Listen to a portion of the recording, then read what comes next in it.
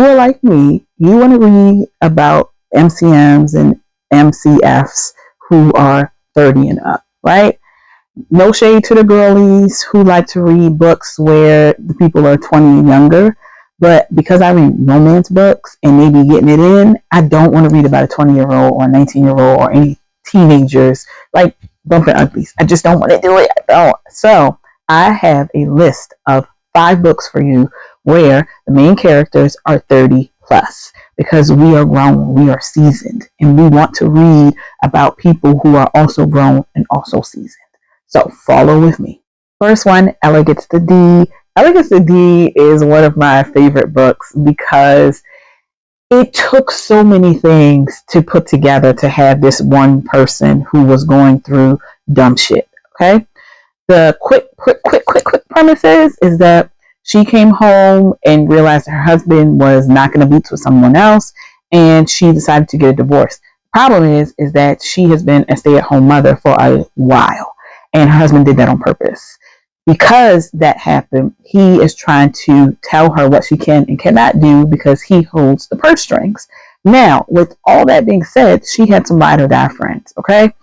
In these books, which is one thing that I love about the 30 and over crew, they always seem to have these really beautiful platonic relationships with women who get them and who want to be with them and who will go to war for them, but also give them good advice, because when they messing up and they'll let them know. But in this book, you have Ella who is, distraught because, again, she's been with this man for years, knowing that he wasn't really old, he wasn't shit, right? But she moved along with him, gave him 2 babies, and even within that space, he could not keep it in his pants and really treated her like she wasn't anything. And so she has to move out of her home. She has to get a new space. Luckily, her friends were there for her, and she was able to be in a new location. Problem is, her friend didn't tell her that that's her brother's house. And one thing leads to another. These two come together, and the romance is really, really strong. He is younger than her, and they had to keep it under wraps because her husband is what? A bitch. A bitch. So, with that being said, she learns a lot about herself. She takes ownership of her life. She begins a new career that she loves. And you see her blossom into this amazing version of herself. And because of that, she even but she gives someone else in the story permission to choose themselves after a very long marriage. Like I think 40, 50, maybe 50-year marriage. And so even that part of the book was like, yes, seeing someone choose themselves, go through something tragic, but still be like, I'm taking ownership of my life, no matter what your age is powerful. So that reason, this is one of my I would say my favorite books that I've read thus far, probably in the last 2 years. Number 2 is Eat, Slay, Love.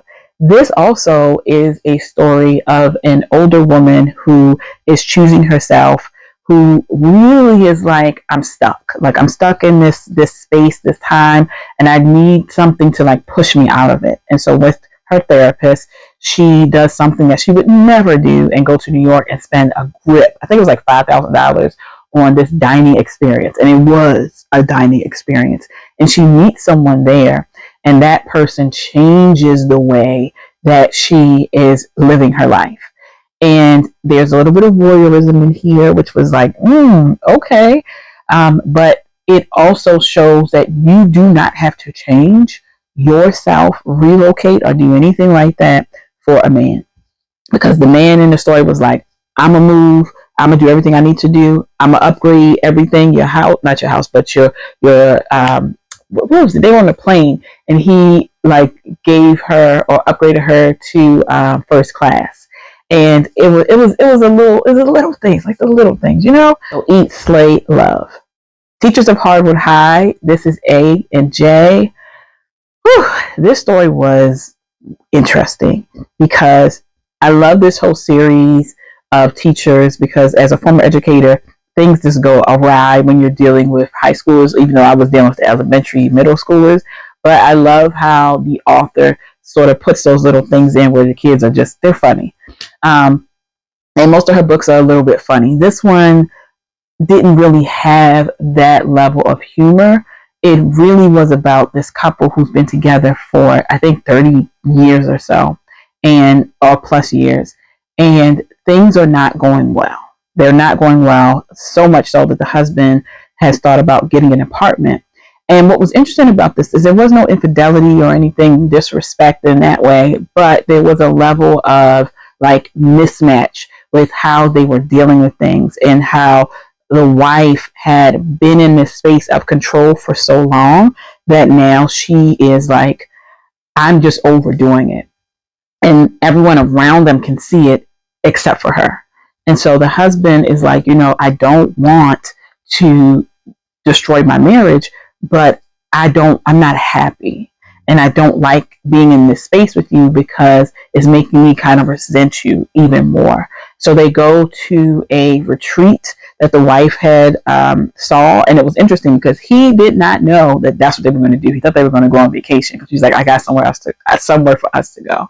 But you see the way that they are able to connect in a way where, yes, feelings were hurt, but they were able to talk through what was really the main cause of their challenges and their issues. And then also within that, you saw other couples on this retreat. One couple which had been dealing with something for like 60 years, because they had to be like 70 or 80 years old. And the way that couple was dealing with something that was, I don't want to give it away, but dealing with something that blew away everybody was wild. That they stayed married for that long, and the bitterness that you could see and like feel in how this older man had been carrying that bitterness around for so long and still was unhappy because he just didn't like get it out. So that part. But I love to see the growth of this couple together and how they were able to navigate. And yeah, they had moments where it was kind of a step back, but the grace that they gave to each other to move forward, and how not just he saw it, but the family saw it as well. So I enjoyed this book for that reason tremendously. Divorce Tante was wild. It was wild because it was almost like there were two parts of this story. There was a story of this woman who had to get a divorce because her husband cheated on her in 4K. Literally, like it was crazy. And because of that, she became an instant like social media celebrity of no fault of her own, and how she had to transition that to change the narrative about who she was, because the person that he cheated with was someone who had a audience already. And so, as always, instead of like going after the man, they go after the woman, especially if she's a black woman, and try to dog her out instead of being like, hey, here's the man. But with all that being said, the second part of the story was about, again, bitterness, and how you are holding on to something for years, so much so that it not only impacts you and your generation, but the next generation, because you couldn't let shit go. You have the life you want, you have the children that you want, you live a very privileged life, but you felt like you were wronged 30, 40, 50 years ago, and you're still holding on to that shit. This also was about how I'm going to say Southern, because it's not just Southern thing, how women are taught to shut up and bear it and grin and be thankful that you have a man in your life. Even so much so that even if he cheats on you in such a public way, you have to take him back. Because what do you mean you're not going to take him back? He's a good man, Savannah. For those who know, you know. And that's how her mother spoke to her. And that's how her ex-mother-in-law also spoke to her. Again, in this book, you had friendships that were beautiful, because these friendships, both on the women and the men's side, these friendships were able to ground these people in a way that allowed them to see sometimes the error of their ways, but also for them to understand like what was really happening and how they can but how they can compromise and see like what the true picture is instead of what their feelings are telling them, like to put logic and feelings together in order to have a better outcome. So I appreciated all of those parts that made this book up, because I think it was really good. And I did a long video on this. I'll try to put the link below so you'll see everything. Losing Sight was a funny ass book. Okay, this is the only book within these 5 books that I'm going to talk about that has a little bit of like magic, if you will, like magic, ghosts, things like that. I love this book, one, because it was funny as shit. I also love this because it talks directly to career women and how once they reach a certain age, they are almost pushed out, especially if they're in the public eye, because people want to see young women and it's a young women's game, and how you do something to your detriment until you can't do it anymore because your health is now impacted. And so because of that, you have to make a choice where you need to get your ass in gear. But when the main character does that, she meets someone who changes her life. And in that space, she realizes some things about her own self. And I loved the relationships that she had with the women in her life.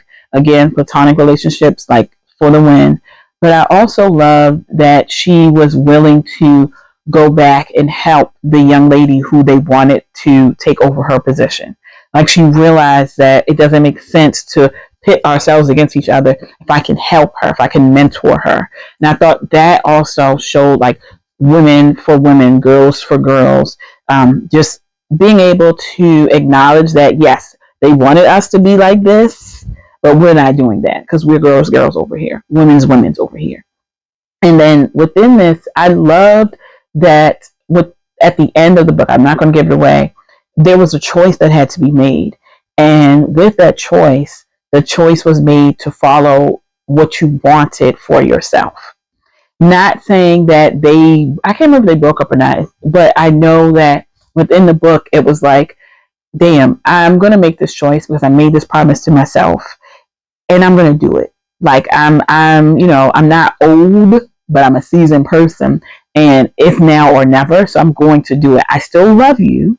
I still would love to be with you. I still want us to have a relationship, but I'm going to do this thing for myself. And I would love to have you with me. And I want to make our relationship a priority, but this is something that's important to me. And so I appreciate that was a part of the story within it being like a romantic comedy. So again, we have Elegance the D, Slay Love, Teachers of Hardwood High, Divorce Atante, and Losing Sight. Now, I'm going to be doing some other lists. I want you to make sure that you continue to follow and subscribe.